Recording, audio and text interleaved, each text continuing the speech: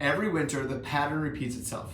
As the days get shorter, you watch the motivation fade. The energy will drop, the emotions unravel, and the meltdowns will increase. Anxiety will also spike. Sound familiar?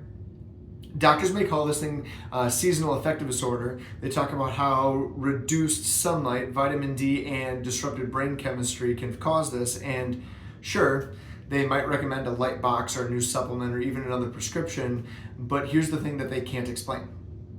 Why do some people, even in the same house, breeze through winter while others completely fall apart? Why does your child with autism or ADHD suddenly become so much more dysregulated the moment that the clocks change? Why does one sibling seem to do just fine while the other spirals the second fall hits? The answer isn't just about sunlight. It's not just about serotonin or the seasonal blues. It's about your nervous system and your nervous system's ability to adapt to that stressor. And today we're going to unpack exactly what that means and what you can do about it. Here's what we see every single fall and winter in our office. Sleep starts to suffer, digestion gets off track, emotions become harder to manage and regulate, behavioral challenges increase, anxiety that was once manageable becomes overwhelming, and parents ask us every year, why does this happen or why does this get worse every single winter? And the answer is because their nervous system was already maxed out before the season even started. There's nothing left in their reserve. So when that extra stressor, like seasonal change, when that actually arrives, the whole system will crumble and crash. Think of your autonomic nervous system like a car. You've got a gas pedal, which is the sympathetic nervous system, and that is responsible for our go mode, the stress responses, the quick action. And the brake pedal, the opposition of that is the parasympathetic nervous system, responsible for our calm and our sleep and our digestion and our regulation and our healing. So a healthy, resilient nervous system should be able to shift smoothly between the two. Push the gas when life demands it, and then tap the brakes when it's time to rest. For so many of the kids and parents that we see, their gas pedal is floored and it's stuck down, and their brake pedal is barely functioning. That's called sympathetic dominance. And no, it's not something that you can mindset your way out of. Now, let's layer in the seasonal component. Let's talk about that. Because think of your nervous system like a smartphone battery.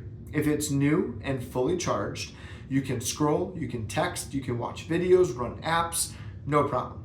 Right? But if your battery is old and it's depleted, even the simplest tasks drain that battery super fast. And it shuts down under pressure. Now think about what happens every fall and every winter and the demand that is asked from your nervous system. You're resetting your circadian rhythms due to shorter daylight.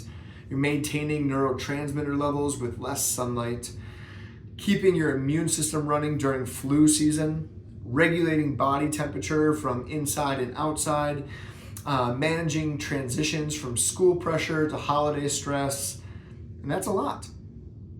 And if your nervous system battery is already low from chronic stress, birth trauma, neurodevelopmental challenges, or even past illnesses, winter becomes the final straw. And that's when things spiral. That's when things start to crumble and collapse. This drop in resilience doesn't just appear in November.